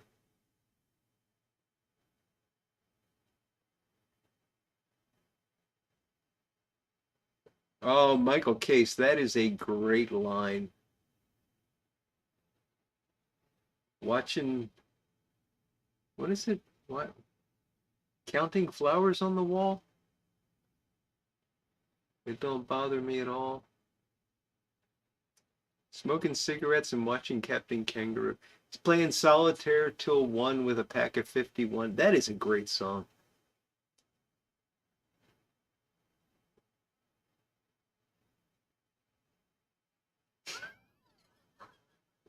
Yornik, I think I missed that episode as well.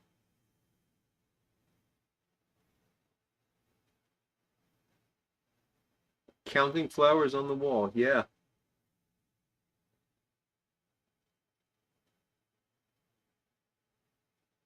Statler Brothers. I think it was the Statler Brothers. Big Dave. Swedish Brothers boarding at Fred and Wilma's, and Fred stubbed his toe and it became a hit. I'm sorry guys, I just do not remember this, but I'm not a Flintstones connoisseur, so.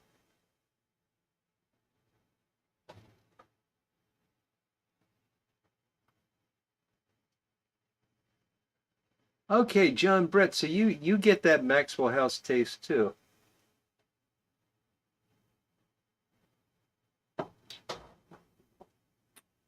You want a YouTube pipe community cribbage tournament, Pepe?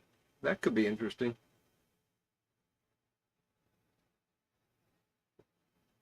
Tim, I think you're smoking the wrong thing if the wallpaper stuff's moving around.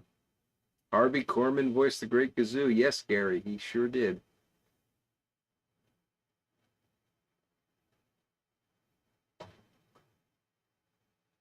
Wasted Days and Wasted Nights. That's a good one too, Phil.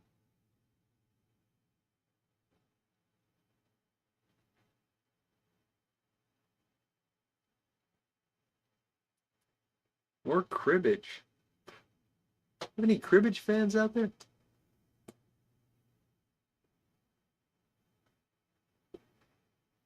Yes, Tim. I'm a commie pinko because I don't know that Flintstones episode.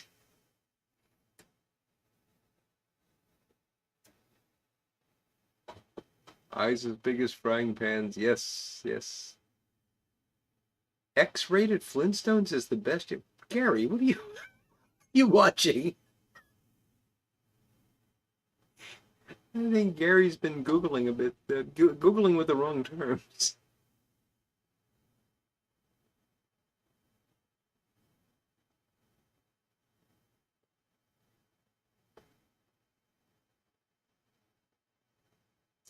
I used to play cribbage, Pepe. I haven't in a long, long time.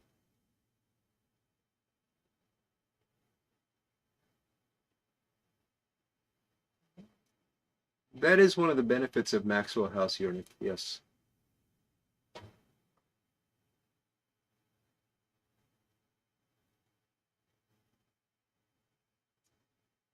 Yeah, Tim, it is kind of funny, and but he had clouds in his coffee.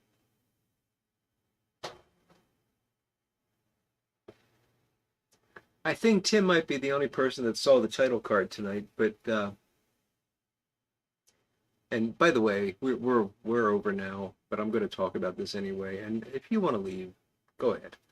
Uh, but I'm going to keep going because I want to talk about Robert Palmer. Um, Robert Palmer, is that right? Why do I feel like I got the name wrong? No, Tim, help me out here. Robert Palmer? Yes, Robert Palmer. Doctor, doctor, give me the news. I've got a bad case of loving you.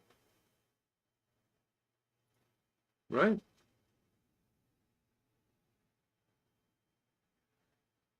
Yeah, I remember Addicted to Love. When he had those women behind, that was pretty cool. Simply Irresistible, that was another one. But he did do Bad Case of Loving You. Don't know what the song was called. It might have been Loving You or Bad Case or whatever, but that was the memorable lyric.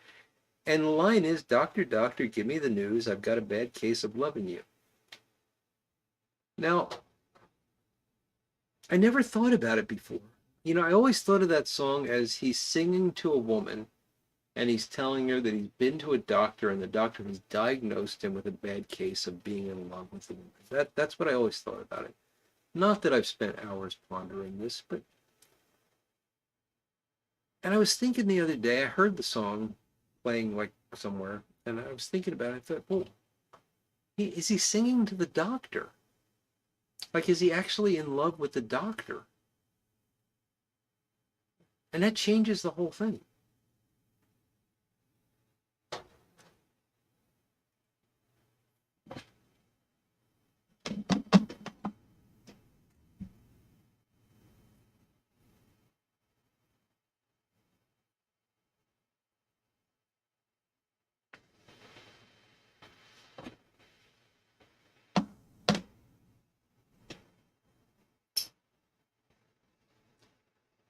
That's what I thought, Tim. I thought that's what it was about. But he does say, Doctor, give me the news. I've got a bad case of loving you.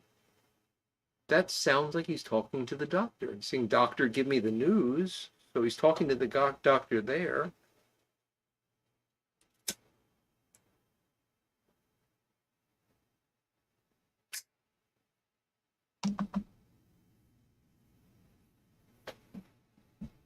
Falco made a pedo song? It could be for a penicillin shot, Michael. Oh my goodness.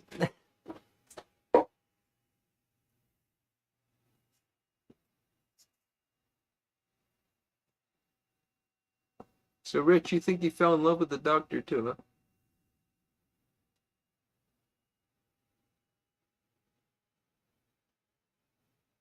Chris, I'm not going to make that joke.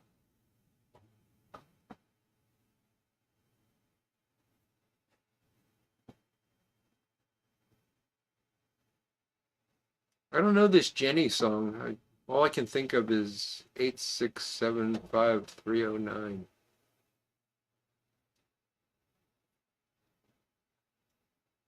Well, creator, let's hope the doctor was a woman.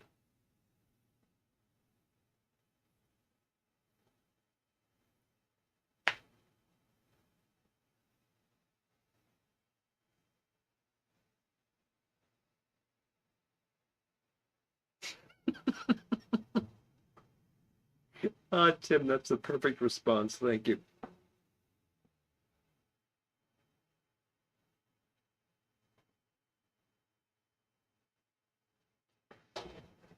Ah, Phil, I don't blame you.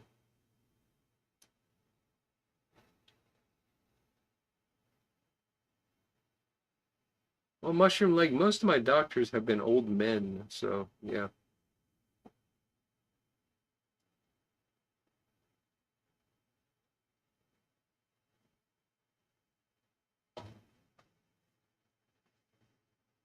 Ah, Yornik puts a M. Night Shyamalan twist into it.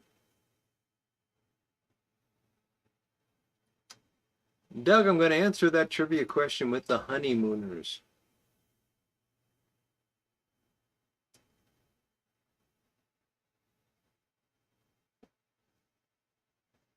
We're getting a lot of honeymooners now.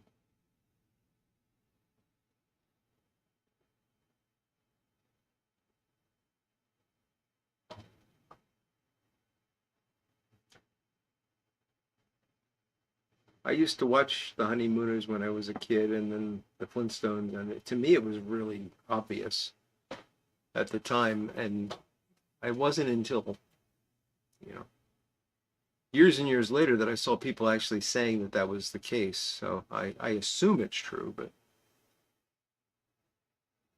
hey, wait a minute, Doug, I got it first. Don't I get to keep the dozen donuts? Not that I would eat them. I don't like donuts. Piper on the 45. That's good.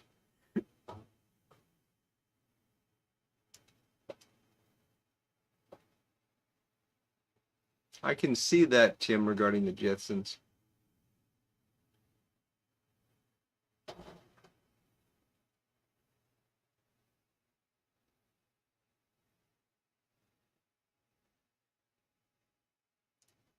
Little Hostess donuts. There you go, Rich.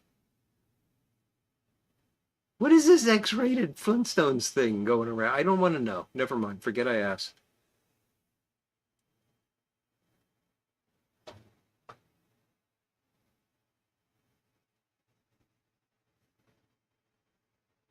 What was the Bruce Willis series? Same show. One was cartoon, one was TV series with Gleason. What was the Bruce Willis series? Similar plot. The only Bruce Willis series I can think of was the one with was it Sybil Shepherd? It's a Living, I think it was called. They were detectives or something.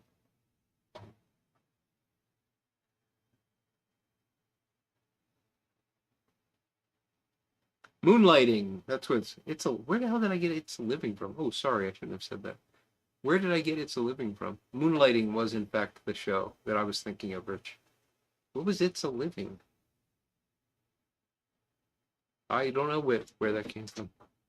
Sounds like a show, but I don't remember anything about it.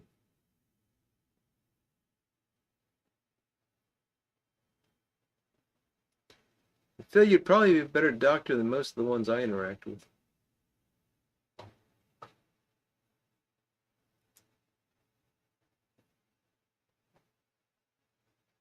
So was moonlighting in some way related to the Flintstones, Phil? I missed the connection there. Of course, starring Bruce Willis, who never made a Christmas movie.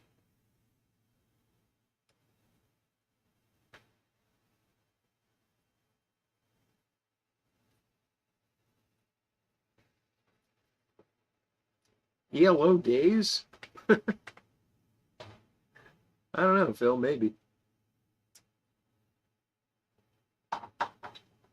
Chris is booing me. What did I do, Chris?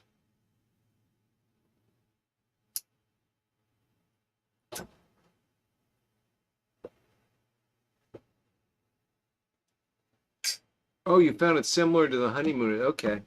I don't remember it well enough.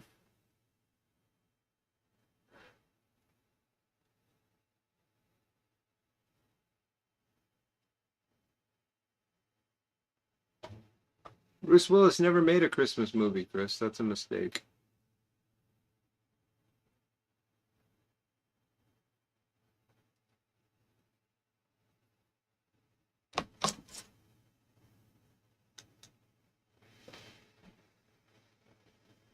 Excuse me for a moment. I gotta see if I can find something here.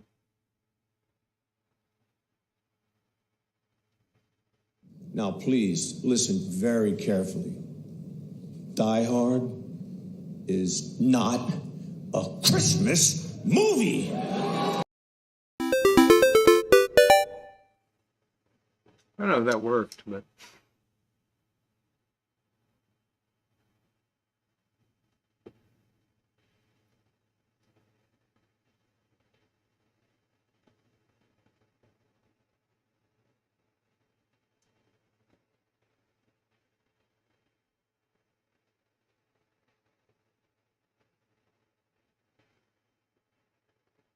you didn't look jestful to me, Tim.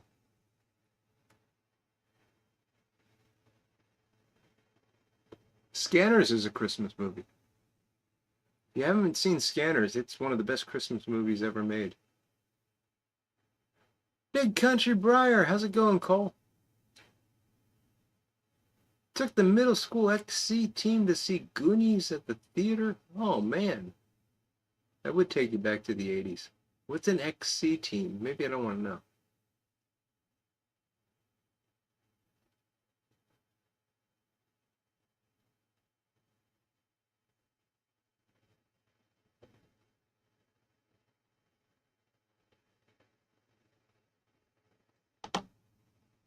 Scanners is a Christmas movie, Tim. Go watch Scanners. Tell me it's not a Christmas movie.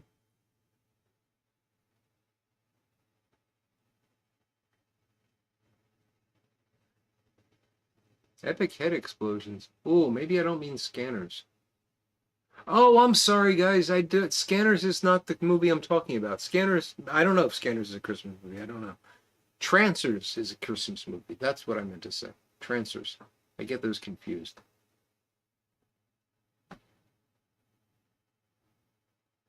Well, don't see Scanners, Tim. Or see it. I don't. Maybe it's a great movie. I don't know. But Trancers is a Christmas movie. And it has a young Helen Hunt in it, which makes it even better.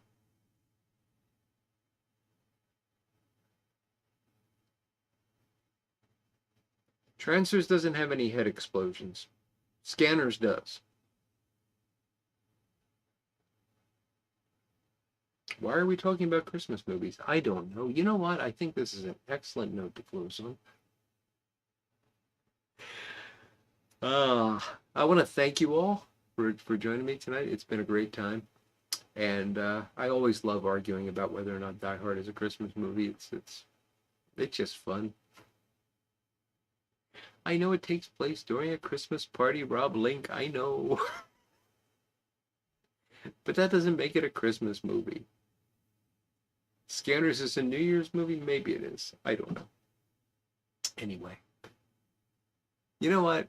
If you think it's a Christmas movie and you enjoy watching it at Christmas, Godspeed to you. That's a wonderful thing. American Graffiti, what a movie.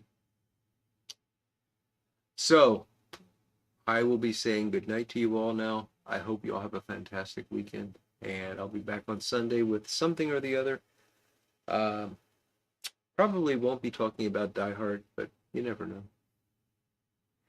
So have a great evening, guys. Thanks for joining me. This, as always, is the high point of my week, and I really enjoy spending the time with you and sharing a couple of pipes and a drink. So, with that, take care, and we'll see you all next week. That didn't work at all, did it? Maybe this one will.